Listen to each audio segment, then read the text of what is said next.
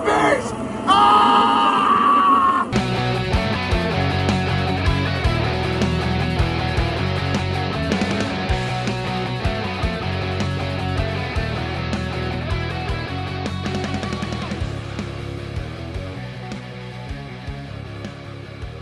Hello, and welcome to another episode of Not the Bees, the Nicolas Cage filmography podcast. I'm Elizabeth. And I'm Megs. And we did it, folks. We did it this week. We finally watched a movie worse than Jiu-Jitsu. It finally happened. It finally happened. This week, we watched 2014's Left Behind, written by Paul Lalonde and John Pattis and directed by Vic Armstrong. It has a whopping 0% on the tomato meter. Let's just dive right in. We open on Chloe arriving at an airport. She calls and tells her mom she's home. She's flown in for her dad's birthday, and while her mother is thrilled, she says her dad has been called into work. Conveniently, Chloe's dad, Ray, is a pilot, so she just waits at the airport for him to arrive. While waiting, Chloe, clearly an atheist, comes to the rescue of a man named Buck, an investigative journalist who's been harassed by a woman about religion. Buck and Chloe flirt. Ray arrives and is openly flirting with a flight attendant on his way through the airport.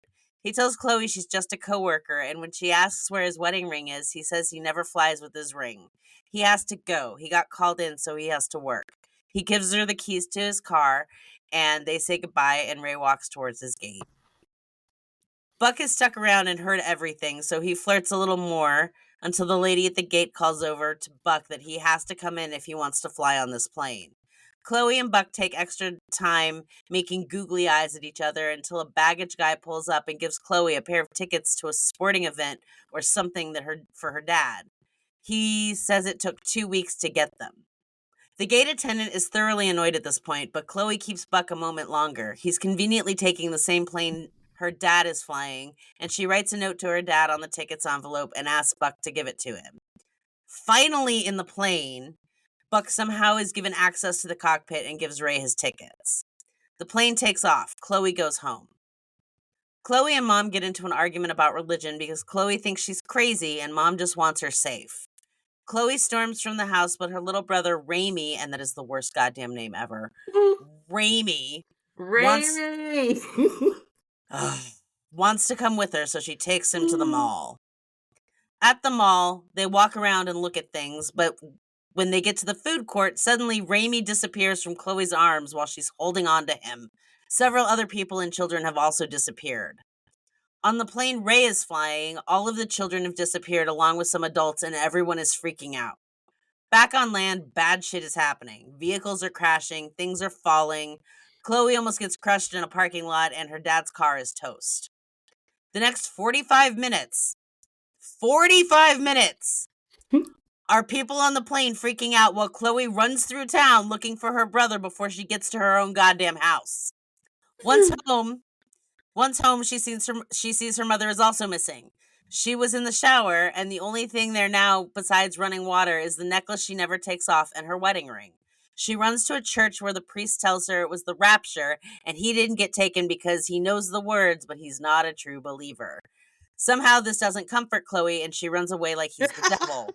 Meanwhile, on the plane, Ray has decided to turn the plane around and head back to JFK. On the way back, his plane collided with another plane, and there's some damage to one of the wings. Buck has somehow become a trusted person since Ray's co-pilot was raptured.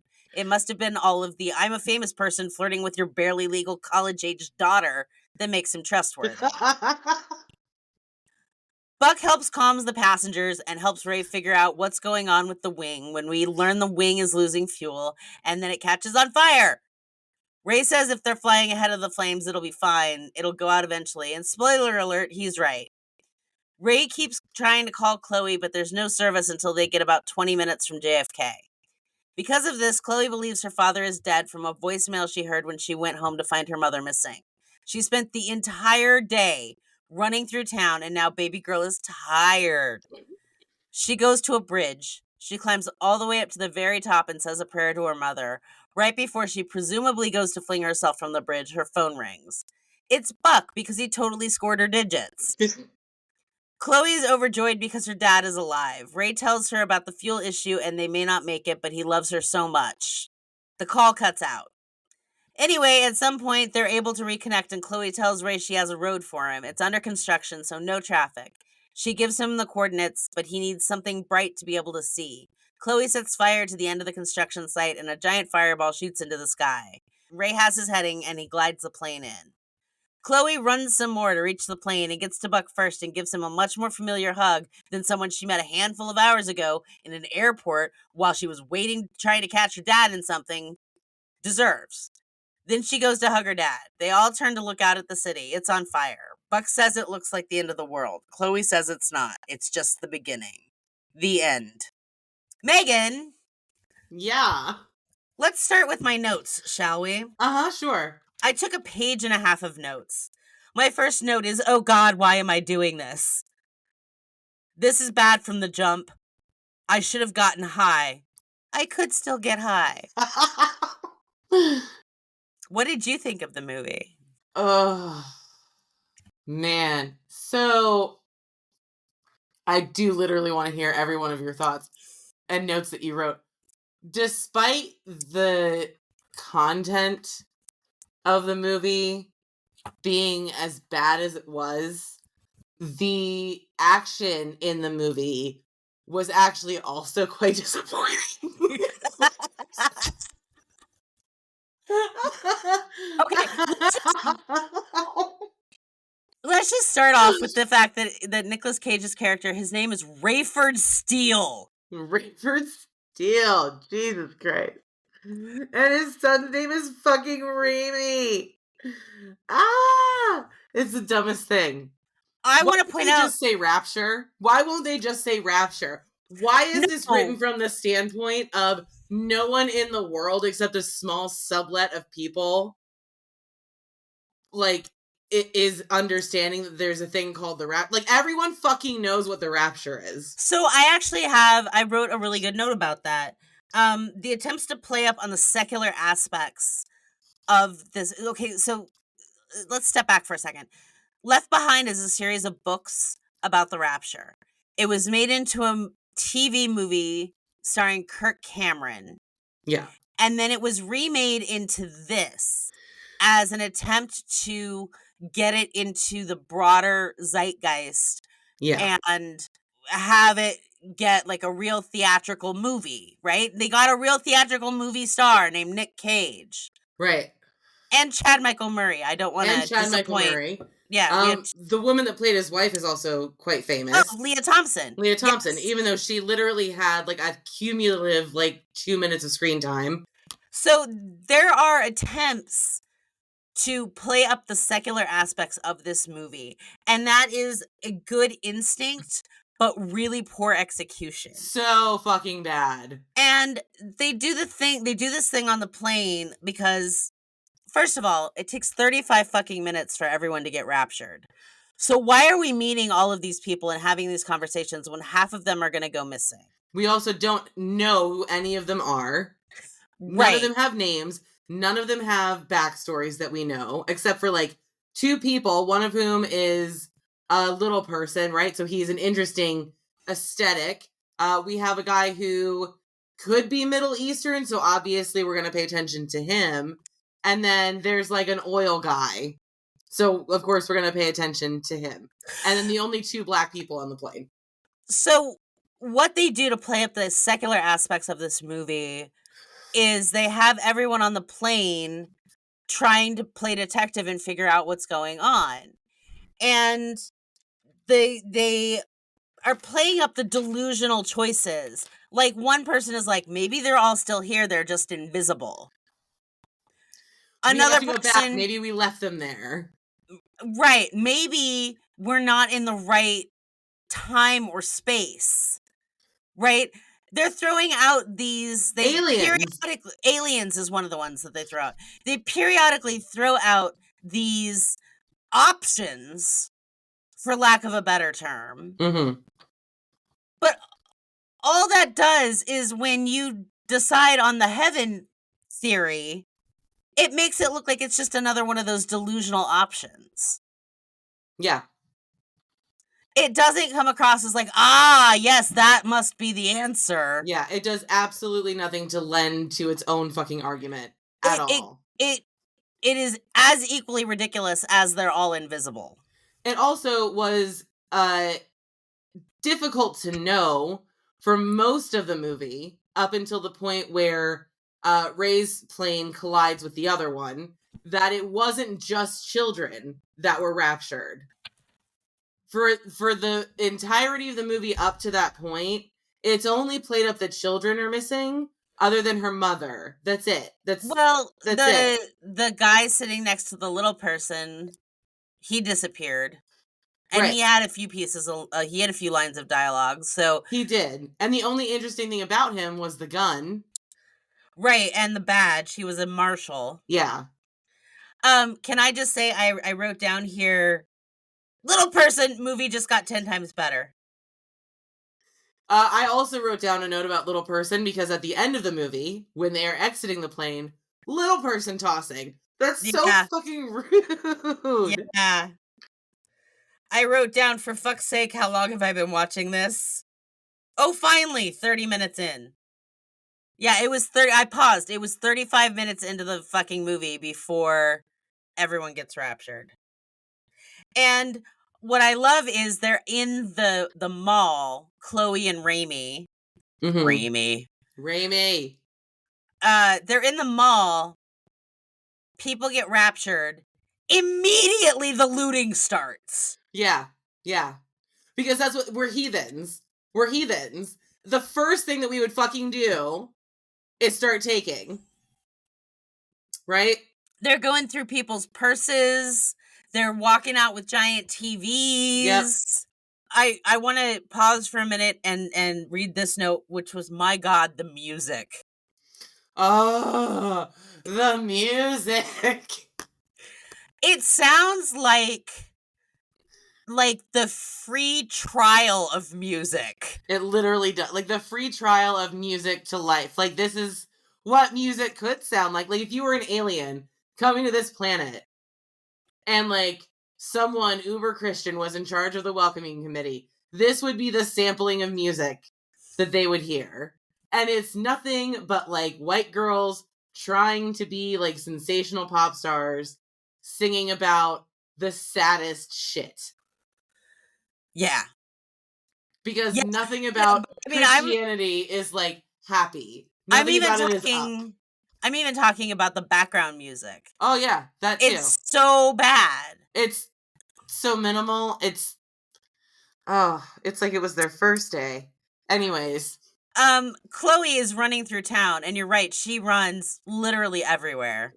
The entire movie. She's running. She passes, she's almost home, and she passes two separate women. One of them is holding a hat and crying, and the other one is holding like a baby blanket and crying. And these women are so panicked / grief-stricken that they can't articulate words. Honestly, the emotion is just so multifaceted across like every single person that you could stand in a row. Like, the entire movie, Chloe doesn't really have any sort of emotion other than, Jesus Christ, I'm out of breath. Like, it's the only thing she's really good at. At the end of the movie, when she meets back up with her father, you would expect it to be a hugely emotional moment where they're the only two people left in their family and they finally reconnected. But instead, she spends all of that emotional energy on hugging Buck. Jesus Christ.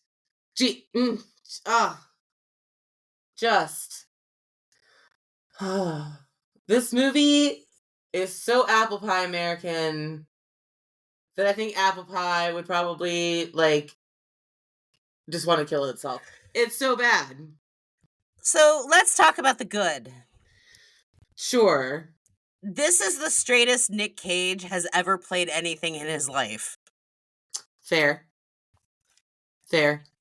And I wrote another note here, when he finally gets to talk to Chloe on the phone and he's crying. I wrote down, God damn it, Nick Cage is fucking killing it. He actually did a really, like... He did a really good job! He did a really good job. And it's really fucking frustrating, isn't it? It's so frustrating because this movie is so awful. And, like, he does, like, the pilot well. Like, he's catty, he's chatty, Yeah. like, he's very flirty. He's flirtatious. He is in charge. He's smooth. Like, He's smooth. yeah. And he's killing it. And, like, we saw, like, after, like, the rapturing happens, and, like, it has to be, like, the flight attendant, the one that he's flirting with, the one that he wants to, like, sleep with, she's freaking the fuck out right at the beginning. And he's like, listen, I need you to do your job. We're trained for emergencies. And I'm like, oh, okay. So we're back to USS Independence. That's what you want to see in a crisis. But I'm like, he's good at playing a captain. He's good at doing that, like, in control stuff. But, like, I've never seen him be so easily a very specific type of person before. And, like, my entire experience of pilots is 100% what I saw. And that's really fucking frustrating because this movie is terrible. And, like, yet, this movie is fucking terrible. And yet, not one church desecrated. God damn it. Oh, this would have been the movie, right? This would have been the movie. This would have been the movie. You know what? You know what I will say? For as much as the plot is really just woven together with cotton candy, this film also just has a really bland tone. Like, it's just god damn it. I don't really, like, I'm so conflicted because I've been thinking about this all day. I had a hard time focusing on work because Nicolas Cage was really good in this movie, and that's kind of unfair because I want to give everything about this movie jujitsu. I dreamed about this movie last night. No, did you really? I did. Oh, that's funny. Tell me what happened. I just dreamt that I was in the movie, and I kept going, this is fucking terrible. Why am I in this movie? Because it felt like it was, you know what? Like, we watched a lot of... Go ahead. We watched this on Pluto TV, and Pluto was taking a commercial break every 10 minutes. Literally. And it literally drug the movie on to, like, twice its run length. Yeah, almost, yeah. And I was just about to say something about it being so long, because we've watched a couple of turds, I'll be nice, I'll say turds, over the last few weeks, and, like, thank you so much for them having been a 90-minute... This had no business being an hour and 51 minutes long. I'm so angry that I will not get that time back because it was just so bad. Yeah. It was just so bad. I just feel like so much of the writing of this movie was like, everybody was like in a room and they were like, give me the best lines that atheists have ever given you when they've had an argument and you had to walk away. And, like, that is stitched together with, like, also Christianity's, like, weakest arguments. And it just doesn't... It's so disjointed. Also, no one would believe that Chloe or Chad Michael Murray's character in this movie were atheists. It's just so unbelievable that any of these people would be atheists, that all of these people would be atheists. There's just not that many of them. There's not that many of us. Yeah. Not in America. Like, I don't know. This movie is silly. I would say, like, if we could just grade this movie as silly, that would be... Silly is not a letter grade. It's not a letter grade, but it's definitely, like, an F fucking minus. Like, it's... Alright, F minus. Yeah, I'm fine with that. I can't. What do we give the caginess of it? You're gonna have to pick it because I'm too conflicted. I want to give everything an F, but he nailed this movie, and its juxtaposition is not doing it for me. What did we give him for jujitsu? What did we give him for jujitsu? Because I'm pretty sure that was probably like a D. Let's see here. We gave him a C. We gave him a C? And we rated the movie a D. What? No. Should we revisit that score? Like, is that... No. That movie was bad. Megan, no, don't be generous in light of having something traumatic have happened in front of you. No, that movie was bad. We're not going to change that score. I want to give Nick Cage a B for this. I'll defer to you. He plays it. He's the only person doing a good job in this movie. Yeah, 1000%. And he plays it straight. Oh my God. You know what else we didn't talk about? Because I forgot to put it in the write-up when I sent it to you. If anybody's wondering about the note that she wrote on the tickets to her dad. Yeah. So the whole thing about the tickets, the guy on the baggage card, he was like, it took me 2 weeks, and she's like, 2 weeks? So like this had been planned. This wasn't he just got called into work. So she has booked the tickets. Buck gives the tickets to her dad. And when he opens it on the inside, right underneath, like where it flips over, it says, "This is the saddest day of my life." And that's just such an American white girl thing to say. I made a note that I had to pause the movie because I tittered. It's You just so tittered. stupid. Yeah. It's so stupid. Like, I just stopped and I was like, what? I'm sorry. My gummy probably just kicked in. It's terrible. This movie's so bad. All right, we're giving Nick Cage a B for this movie. Give him a B. He looked nice in his captain uniform. He was smooth. He was catty. He was flirty. He did it. He was very Roger Peralta. All right, that's it, folks. That's all we got. This movie is well deserves its 0% on Rotten Tomato. Absolutely. Never has a movie been scored so fairly by Rotten Tomatoes. Never have I agreed with a tomato meter score so heavily. It's so bad. Let's see what the audience score was, shall we? It's only 20%. Oh, it's 20%. Yeah. This movie is really just, they're bad. Top critic Alonso Duralde says this movie the first movie made from this material was all about the Antichrist taking over the UN. This one's about landing a plane. Yeah. Kate, we didn't talk about the fucking CGI of the plane crash. Oh yeah. I forgot. It is like 8-bit bad. Yeah, it's super bad. It's worse, honestly, than the CGI in Jiu-Jitsu.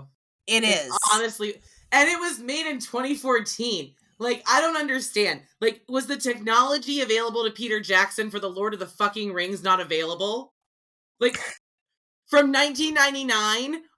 Was it not? It still holds up. It still holds up 26 years later, and it was not available to you? I don't believe it. I don't believe that you didn't have enough money or know somebody in California that could code well enough to make CGI that didn't look like that. Like, that was bad, like, 90s video game. It was bad. Damn it. Yeah, no. But tell me how you really feel. It was so bad. Oh, man. Elizabeth, I have never been so disappointed in a movie. And I walked out of Spider-Man 3 from the theater. And this movie was just awful. Awful, awful, awful. You heard it, folks. Just ignore this movie. Just skip it unless you have a thing for the worst movies ever made. There was one review from Rotten Tomatoes that I did want to read. Yeah. Before we close this out. Cage is a practitioner of the Nouveau Shamanic School of Acting, but here he has dialed it down perhaps out of respect to the religious nature of the material, or perhaps he's saving the wild stuff for Con Air 2. This time, it's biblical. It's so fucking bad.